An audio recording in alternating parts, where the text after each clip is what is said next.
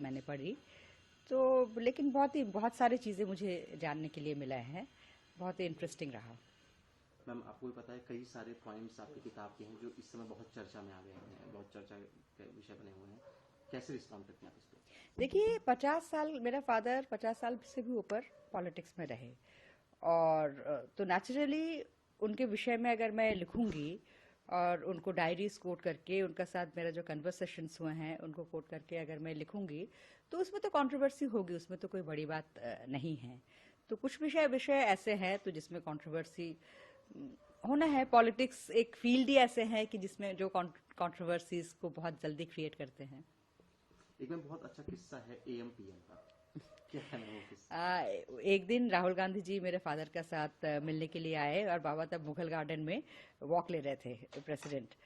तो मिले वो ऐसे। फिर बाद में पता चला कि राहुल गांधी जी शाम को मिलने के लिए आने वाले थे। तो राहुल गांधी का ऑफिस उन्होंने गलती से शाम की जगह उनको सुबह बता दी। तो मुझे एडीसी से पता चला। तो फिर मैंने जब अपने बाबा से जिक्र करी इस बात को, तो उन्होंने बोला कि थोड़ा सरकास्टिकली उन्होंने बोला कि अगर राहुल गांधी का ऑफिस को एएम और पीएम का बीच में जो फर्क है वो नहीं पता, तो एक दिन वो कैसे सोचते हैं कि पीएमओ को चलाएंगे। एक मैम, आपने एक और दावा किया है इस किताब में कि माननीय पूर्व राष्ट्रपति जी ने कहा था कि राहुल गांधी बहुत कर्चस हैं, फुल ऑफ क्वेश्चंस हैं, लेकिन पॉलिटिकली इमेच्योर हैं। कैसे? उनको ये लगा राहुल गांधी जी की कुछ स्टेटमेंट्स में, राहुल गांधी जी की देखिए बारे में ऑब्वियसली आप लोग मीडिया के लोग हैं, आप पूछेंगे बहुत ज्यादा, लेकिन उनकी डायरीज में बहुत ज्यादा राहुल गांधी जी के बारे में है नहीं। बहुत ज्यादा कुछ इंट्रैक्शंस कुछ यूपीए के टाइम पे हुआ है, और कुछ जब प्रेसिडेंट थे तो राहुल गांधी उनसे मिलने के लिए आते थे। तो उनका जो ऑब्जर्वेशंस राहुल गांधी के बारे में रहा, उसके बारे में मैंने बताया कि वो उन्होंने लिखा कि राहुल गांधी जी बहुत ही कर्टियस हैं और बहुत सारे सवाल करते हैं, जो कि उनको अच्छा लगा कि ये जानना चाहते हैं कि बहुत सारे सवाल कर रहे हैं। लेकिन उनको ये भी लगा कि राहुल गांधी एक सवाल से दूसरा सवाल बहुत जल्दी, एक सब्जेक्ट से दूसरा सब्जेक्ट बहुत जल्दी जाते हैं। तो वो उनको लगा कि पता नहीं कितना इनको समझ आ रहे हैं या कितना वो एब्जॉर्ब कर रहे हैं। इसमें बारे में भी मेरा फादर का उन्होंने लिखा, ऑब्जर्वेशन लिखा इस विषय पे। एक बार समझाने में ही प्रणव ने कहा था कि आपको कैबिनेट में आना चाहिए, थोड़ा एक्सपीरियंस लेना चाहिए। बिल्कुल उन्होंने राहुल गांधी को सलाह दिया था कि आपको कैबिनेट में आना चाहिए और प्रशासन कैसे चलाना पड़ता है उसका हैंड्स ऑन एक्सपीरियंस होना बहुत जरूरी है। मैम, जिस तरीके से ये पूरे इंस्टेंस आपने लिखे हैं, कई ऐसे मौके आए होंगे जब सरकार के साथ के डिसएग्रीमेंट्स रहे होंगे। जी। उनको इन्होंने कैसे अपने कुछ इंसाइट्स उसके क्या रही कि हमें कुछ बाहर की चीजें पता होती है? देखिए, वो इंसाइट्स जो हैं वो किताब में हैं। अगर सारे बात मैं आपको बता दूं तो रीडर्स मेरा किताब क्यों पढ़ेंगे। तो ऑब्वियसली देखिए, इतने साल जब जिन लोगों का साथ काम किया है, काफी सारे क्रूशियल मिनिस्ट्रीज में रहे, तो उसमें तो बहुत सारी चीजें होंगे ही। बहुत सारे ऐसे चीजें हैं जो मेरे फादर बहुत क्लियर थे, जो ऑफिशियल सीक्रेट्स एक्ट के अंडर आते हैं। उस सारे विषय में कुछ भी चर्चा नहीं है इस पे। सो वो जब सरकार डिक्लासिफाई करेंगे तभी उस बारे में वो पब्लिक डोमेन में आएगा। लेकिन इस मेरा किताब का जो मेरा पर्सनल इंटरेस्ट था कि उन्होंने जो इतने सारे लीडर्स का साथ, इतने सारे प्राइम मिनिस्टर का साथ काम किया है, इंदिरा गांधी जी को लेकर नरेंद्र मोदी तक, उनका पर्सनल रिलेशनशिप्स कैसा रहा लोगों का साथ, मेरा फोकस इस विषय पे था। तो उसमें काफी सारे इंसाइट्स, मुझे अलग अलग इंटरेस्टिंग इंसाइट्स मिले हैं जो कि इस किताब में मैंने खुलकर लिखा है। जिस तरीके से आपने कहा कि प्रणव ने कई सारे मंत्रियों और प्रधानमंत्री के साथ काम किया है, ये भी है कि खुद भी प्रधानमंत्री बनना चाहते थे? हाँ, बिल्कुल बनना चाहते थे, लेकिन उनको ये भी पता था कि वो बनना चाहते हैं लेकिन वो बन नहीं पाएंगे। तो इस बात को उनको कोई डिसइल्यूशनमेंट में नहीं था कि एक दिन बनेंगे, बट हाँ ऑफ कोर्स वो बनना चाहते थे। ये बात खुलकर मैंने एक बार उनसे पूछा था कि आप प्रधानमंत्री बनना चाहते हैं, तो उन्होंने बोला बिल्कुल, कोई भी सीरियस पॉलिटिशियन प्रधानमंत्री बनना चाहेंगे, लेकिन इसका मतलब ये नहीं कि मैं बनूंगा। तो बिल्कुल मैंने पूछा, तो उनका कहना यही था कि सोनिया गांधी जी का उनको शायद सोनिया गांधी जी को लगा होगा कि एक दिन वो हो सकता है कि सोनिया गांधी जी का अथॉरिटी चैलेंज करे। तो मैंने ये बात पूछा कि आप क्या चैलेंज करते?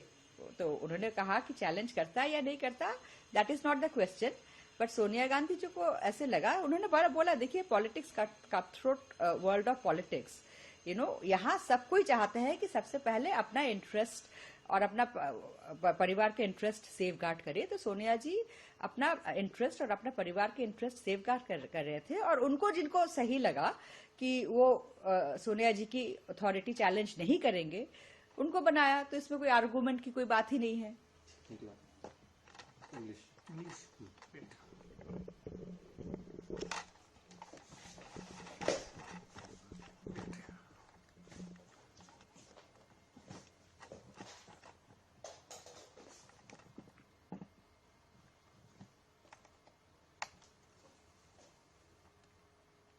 rolling. Ma'am, you have compiled the journey of your father and former President of India.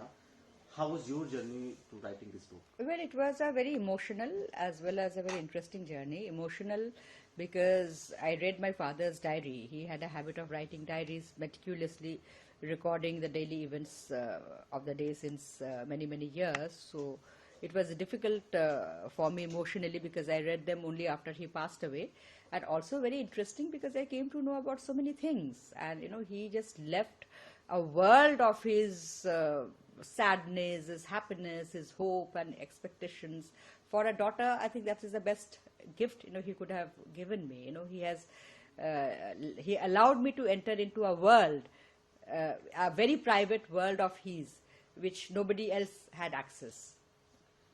When and how did you decide to document the diary and your relation with your father? I always had this thought. My father also told journalists many times jokingly that my daughter is going to write about me. So I always had this thought that I'm going to write, but my father gave very clear instruction that his diaries are not going to get published as such. But obviously he wanted me to do something with them, and he told me, and he asked me to, whether to publish it or not is really my discretion. And so I think somewhere he wanted me to write about him, and he also told journalists, some journalists jokingly that, as I said before, that my daughter is going to write about it. So I'm writing about him. A few points are in limelight as a controversy. So how do you react on this? Sorry? Few points about In his journey of 50 years, in a political journey, so there are bound to be controversial points, and I have written about them as I understood it, and I have written about them very openly and candidly. Okay. In this book, you claim that Rahul Gandhi is very courteous and full of questions, but he's politically immature. It's not I don't claim. That is what I read in my father's diaries. That he felt that Rahul Gandhi. A few times he interacted with him. Is a very courteous person, full of questions, which he took as a good sign that Rahul wanted to know. But he also felt that Rahul was yet to mature politically. You have also mentioned the AM/PM story. What Yes. was The AM/PM story is that when my father as a president, so in the morning one day, Rahul Gandhi came to meet him, and while my father was taking a walk in the Mughal Gardens in the morning, and as it turned out that Rahul was actually supposed to meet him in the evening.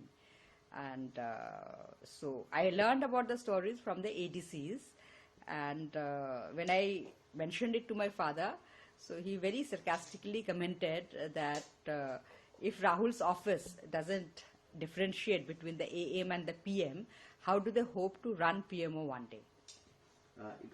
You also stated that former president had advised Rahul Gandhi to hold some cabinet post and get some handful experience, but it seems he did not. Yeah. He advised that he should gain some first-hand experience by becoming a minister, so that he understands the complexities and the ground realities of running the country.